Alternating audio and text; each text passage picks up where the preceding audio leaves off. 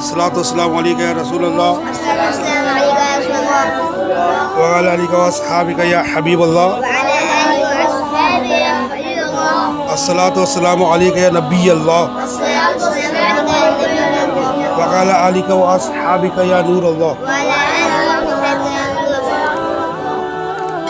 ایک شخص نے کسی بات پر حقارت کے ساتھ سمجھے، حقارت کیا سمجھے نا، گرا ہوا سمجھ کے کہا مولوی لوگ کیا جانتے ہیں؟ اس کا اس طرح کہنا کیسا؟ جواب کفر ہے۔ دیکھو یہ سب بات تو عام ہے یار، اللہ تعالیٰ سب کو ہم سب کا ایمان سلامت رکھے۔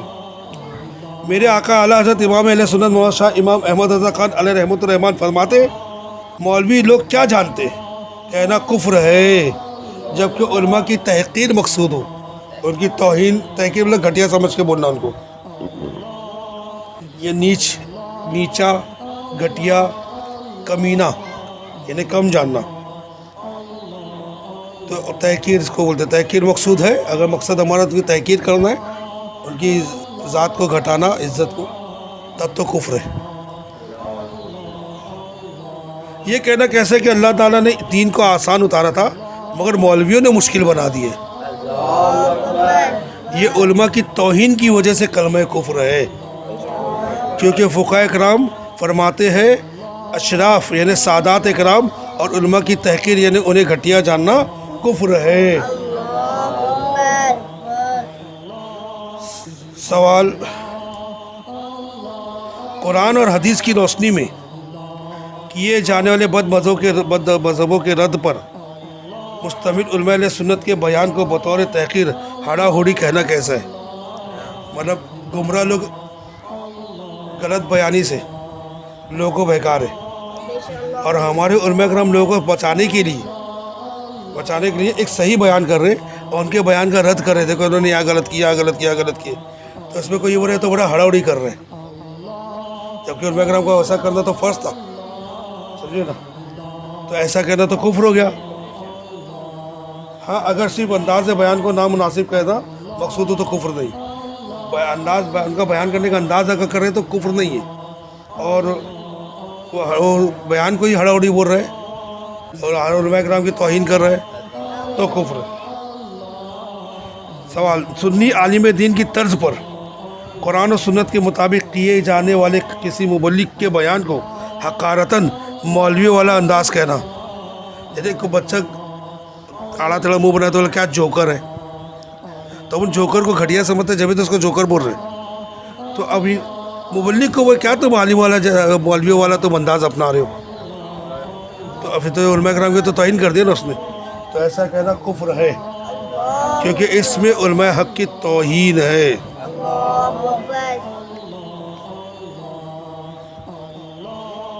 سوال، عالم سارے ظالم، یہ مقولہ کیسا ہے؟ مطلقاً علماء حقہ کے بارے میں ایسا جملہ کہنا کفر ہے۔ جو علماء کرام کو تحقیر کی نیت سے گھٹیا جانتے ہوئے ملا یا ملا لوگ کہے اس کے لیے کیا حکم ہے؟ اگر بس سبب علم دین علماء کرام کی تحقیر کی نیت سے کہا تو کلمہ کفر ہے۔ چنانچہ ملا علی قاری فرماتے ہیں جس نے توہین کی نیت سے عالم کو اویلم یا علوی یعنی مولا علی کی اولاد کو علیوی کہا اس نے کفر کیا، یعنی نام بگاڑ کے بولا تو کفر کیا۔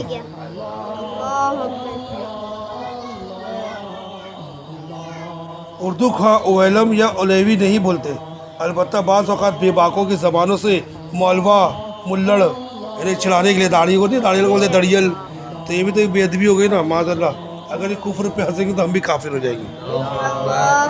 مولوا، ملڑ وغیرہ الفاظ سننا سگے مدینہ کو یاد پڑتا ہے۔ بہرحال عالم دین کی بسبب علم دین توہین کرنا یا علوی صاحبان یا سادات اکرام کی شرافت حسب نسب کے سبب کسی قسم کا توہین آمیز لفظ بولنا کفر ہے۔ سوال، دنیاوی تعلیم حاصل کرو گے،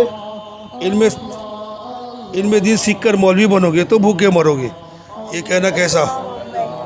علم دین حاصل کرو گے تو بھوکے مرو، اس کے اوپر سے پہلے بیان ہو چکے۔ اس جملے میں علماء دین کی پہلو کا توہین کا پہلو نمایاں ہے، اس لیے کفر ہے۔ قائل یعنی جس نے کہا، قائل پر توبہ و تجدید ایمان لازم ہے۔ اگر علم اور علماء کی توہین ہی مقصود تھی تو قطعی کفر ہے۔ قائل کا کافر و مرتد ہو گیا اور اس کا نکاح بھی ٹوٹا اور پچھلے نیک اعمال بھی ضائع ہو گئے۔ پہلے ہی اللہ اکبر بولنے سے جملہ پورا میرا نہیں ہوتا تو لوگوں کو سننے میں نہیں آتا ہے۔ پہلے میرے جملے کے آگے اس کی اللہ اکبر کی آواز بلند ہو جاتی ہے، جیسے پورا جملہ کوئی سن نہیں پاتا ہے۔ جملہ پورا ہونے کے بعد ہی اللہ اکبر بولو تاکہ مطلب سامنے والا پورا جملہ تو سن سکے۔ ایسا کئی بار میں مارک کر چکا ہوں۔ جتنے مولوی ہیں توہین علماء کی توہین کے بارے میں 10 مثالیں۔ جتنے مولوی ہیں سب بدمعاش ہیں، کہنا کفر ہے جبکہ بس سبب علم دین علماء اکرام کی تحقیر کی نیت سے کہا ہو تو علماء اکرام کو حق گھٹیا جانتے ہوئے اور توہین کی نیت سے اس نے اگر بولا ہو تو کفر ہے۔ یہ کہنا عالم لوگوں نے دیس خراب کر دیا ہے، عالم لوگوں نے اپنا دیس خراب کر دیا، یہ بھی کلمہ کفر ہے۔ سبھی علماء کرام کی توہین پائی جا رہی ہے۔ نمبر 3، یہ کہنا کفر ہے کہ مولویوں نے دین کے ٹکڑے ٹکڑے کر دیے۔ اللہ اکبر، نمبر 4، جو کہ علم دین کو کیا کروں گا، جیب میں روپے ہونے چاہیے، اللہ اکبر، کہنے والے پر حکم کفر ہے۔ نمبر 5، کسی نے عالم سے کہا جا اور علم دین کو کسی برتن میں سنبھال کے رکھ۔ بہت علم بیچ میں اپنے مسئلے مسائل بتاتے رہتے ہیں، بات کرتے رہتے ہیں، جب اپنے علم کو ہے نا کسی برتن میں ڈال، اپنے جیب میں ڈال کے رکھ، تو ایسا کہنا کیا ہے؟ کفر ہے۔ کفر ہے۔ جس نے کہا علماء جو بتاتے اسے کون کر سکتا ہے، اسے بے شک بولیں گے وہ کفر بولا اس نے۔ جس نے کہا علماء جو بتاتے اسے کون کر سکتا ہے، کوئی نہیں کر سکتا نا۔ وہ بولے علماء نماز پڑھنے بولے، کون نماز پڑھ سکتا ہے؟ پڑھ سکتے ہیں نا نماز، تو اس میں کیا یہ نہیں کیا کہ دیکھو علماء جو بتاتے اسے کون، یہ قول کفر ہے۔ ایسے بے شک بولنے میں تو کفر ہو جائے گا نا۔ کیا مطلب ہوا اس کا کہ علماء جو بتاتے نہیں ماننا چاہیے، کون کر سکتا ہے اس کو؟ سمجھے نا، سمجھے؟ کیونکہ اس کلام سے لازم آتا ہے کہ شریعت میں ایسے کام ہے جو طاقت سے باہر ہے، کہ علماء یا علماء اکرام یا انبیاء اکرام پر جھوٹ باندھا جا رہا ہے، تو اس میں علماء اکرام اور انبیاء اکرام سب کی توہین ہو رہی ہے نا۔ اور اس کا جملے والا سمجھے نا، علماء جو بتاتے ہیں کون کر سکتے ہیں، مطلب علماء اکرام جو بتاتے ہیں کس میں اتنی طاقت ہے کہ اس کو علماء اکرام کی بات مانے، نہیں ماننا چاہیے اپنے کو، پھر تو کفر ہو گیا نا۔ اب سمجھا یا سبحان اللہ نے؟ یہ کہنا شریعت کا پیالہ، ایک ڈش، شریعت ڈش، ایک ڈش کا پیالہ علم دین سے بہتر ہے۔ سنائی بات کیا بہتر ہے؟ علم دین تو بہتر ہے نا۔ تو جو بولے گا کہ شریعت کا پیالہ علم دین سے بہتر ہے، یہ کلمہ کفر ہے۔ عالم دین سے اس کے دین کی وجہ سے بغض رکھنا کفر ہے، یعنی اس کی وجہ سے وہ عالم دین ہے تو اس لیے اس پر بغض رکھا جا رہا ہے، تو یہ کیا ہے؟ کفر ہے۔ جو کہے فساد کرنا عالم بننے سے بہتر ہے،